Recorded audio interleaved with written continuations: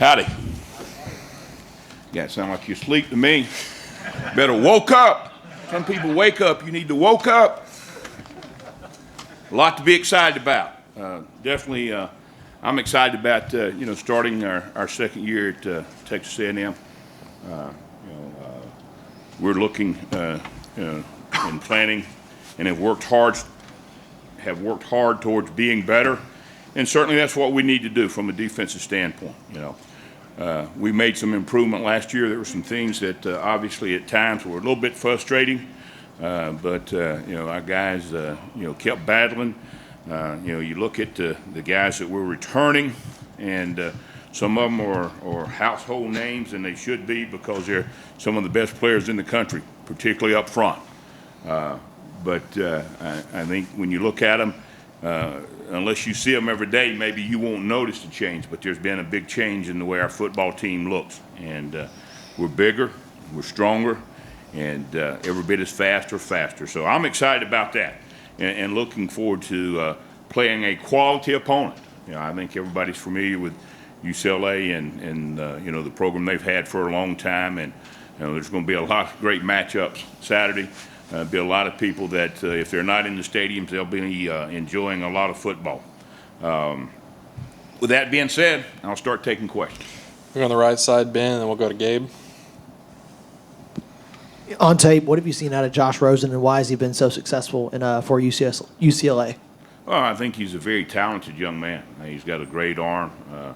He's surrounded by talented players, and he's one of those guys that obviously he's worked very hard, but he's very gifted, and his talent shows. And like I said, he's got talent around him as well.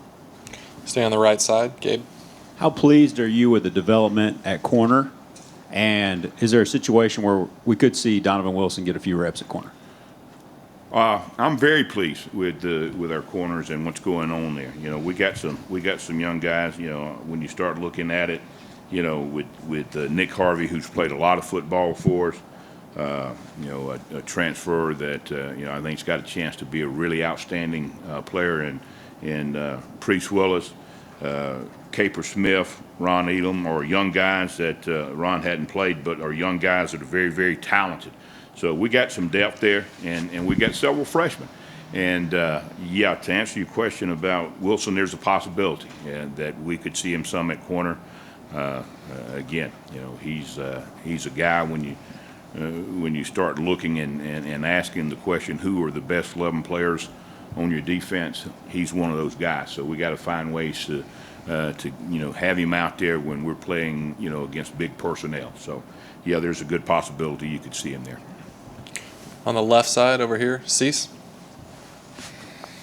Coach, UCLA last year did a pretty good job protecting the quarterback when it comes to sacks, and of course he is a veteran. Is it more important just to get pressure to make him possibly make a mistake, or I know A&M's a big sack team, but what about that matchup? Well, I think the one thing we got to do is stop the run first, and then we'll worry about rushing the pass, because if we don't stop the run, and we're going to, we're a much improved run defense. But to answer your question, I think you can affect a quarterback in a lot of ways. Okay, I think you can affect a quarterback by affecting what his receivers do. It depends on how good you are in press coverage, and that's who we are. They're going to see press coverage. Hopefully that buys us a little time up front if we need it to get our pass rush there. And we are a pressure team. We're not going to sit back and rush 3 or 4. They're going, if they decide that they're going to keep a lot of people in, then we may just rush 3. If they're going to get a lot of people out, we may rush 6. That's kind of we'll pick and choose and see. But we got good pass rushers up front in our front 4. And when we start adding some of the linebacker zone and some of the secondary blitzes, then it gives us a good package to create pressure. You're on the back, Lee, standing.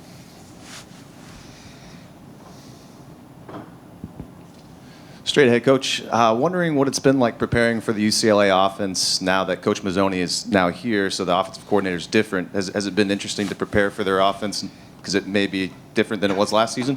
Well, if what their reporters have been saying, because we hadn't had a chance to see them. You know, we can't go out there and watch them and scout them and do that. But, you know, I think they're going to be a little bit more, tied in. You know, they talked about the fullbacks that they've gone out and, got in there, converted a defensive tackle, 295-pounder to fullback. So, we're probably going to see more big sets, more heavy personnel. You know, they want to run the football and really, not take pressure off the quarterback. But when you can run the football and you force people to commit extra numbers in the box, then you're going to have a lot of one-on-one coverage. So, we'll see. But yeah, and not having a situation where you've seen this coordinator call plays before, we're going to be very flexible in what we take in the game, and we're going to have to be able to adjust, once we find out for sure how they intend to attack us. Go to the right side, second row, Ben. Coach, do you think it's a bad thing if your leading tackler is a safety, and if so, what does that say about your defense?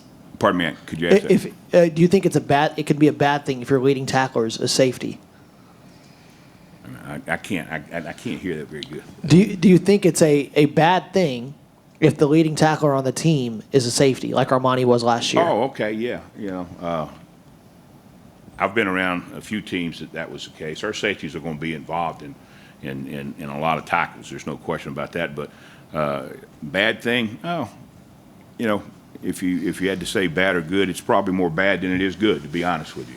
There were a lot of plays that last year that our second level didn't fit its way they should have.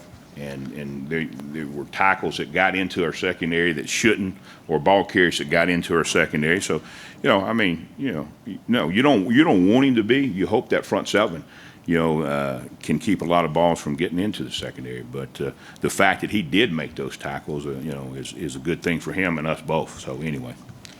Go standing in the back left, Sam. And we'll come to Brent. Back left. John, I know you have a lot of high praise for Miles and Deshaun. How do you feel about the matchup with those two against UCLA's two offensive tackles? Well, I don't, and really, if I did have an opinion, I wouldn't state it. I mean, let's be real. But I've said, as a pair, we got the best two defensive ends in the country. So, I mean, and I said that last year, and I think they backed me up, and I think they'll do the same thing this year. Both of those guys are outstanding young men, and they're great players. There's no question about that. So, I wouldn't trade them for any other two that I've seen. So, we feel good about their ability to go play the run. We feel good about their ability to rush the passer. Right here in front, Brent. Coach Sumlin described Armani Watts as just a football player. How much fun are those kind of guys to coach and see their development? Well, it's a lot of fun because he, along with a lot of other guys that we have on our football team, they enjoy playing football. And when they enjoy playing football, they enjoy the process, and they enjoy the work, and they enjoy the practice. So it's always fun to be around guys like that, and you love to see guys that are willing to work hard, willing to prepare, willing to study, willing to do all those things. You love seeing them have success. So, when you got to, and listen, we've got a lot of other guys at various positions that, are very similar in that attitude. They hadn't, made the kind of plays that he's made, thus far, but we certainly anticipate that happening. And, it's, the neat thing about, being here in year two is the fact that last year we had a group of guys out there, they were all scuffling around trying to figure out what to do, making sure they knew what to do. In year two, we got those older guys that are teaching. And, when they're able to teach and get involved in what's going on to the young guys, and, that's when you really have an opportunity to see a football team and a defense grow, when you got older guys that understand it well enough to teach it.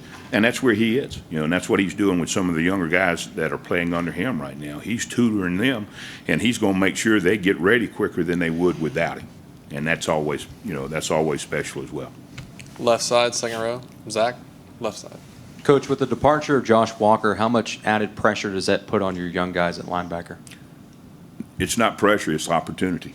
And that's the way they have to look at it, and, it's, we are where we are, and, we expect the next man to step up, and that's what's going to happen. We'll go to the back. We'll go Lee and then Daryl.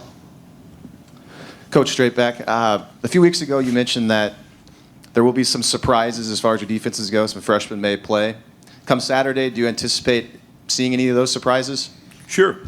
I don't know when and where, but, it'll happen. It always does.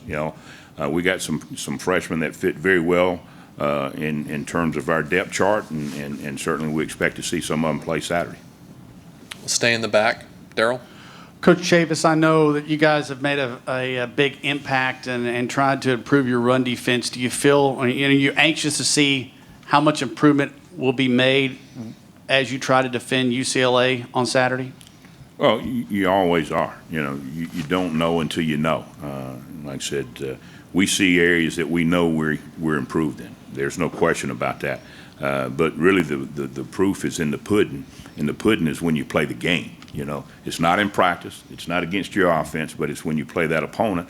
And we're playing a top 20 opponent, on Saturday, and obviously, we will know a lot more after the game in terms of how much we improved. On the right side, second row, Ben? Coach, right here. Is there, you mentioned Rosen having a really strong arm, but is there anything else that makes him really good for especially as young as he is? Like I said, talent. I mean, you don't just go out there and do what you do without being a very talented guy. And, I've been in this league long enough where I've seen guys that were freshmen that were talented, and I watched them grow and become really great quarterbacks, and he's got a chance to do that. Like I said, he's got a strong arm. He understands the game. It's obvious because they'll do a lot of checking at the line. They had a system where they did that last year. They've got a different system where they're going to do it this year. So he's going to do a lot of things at the line to help their offense get in the correct play. So you're going to probably see a little bit of that on Saturday. But it's talent, and it's mentality, and it's also his smartness in terms of being a football player. You can see that. He makes those decisions as a freshman. You go back and look at every game that he played last year. He didn't have a problem with that. He was able to do that. So he's a mature young man for his age. All right. Thank you for your time, Coach.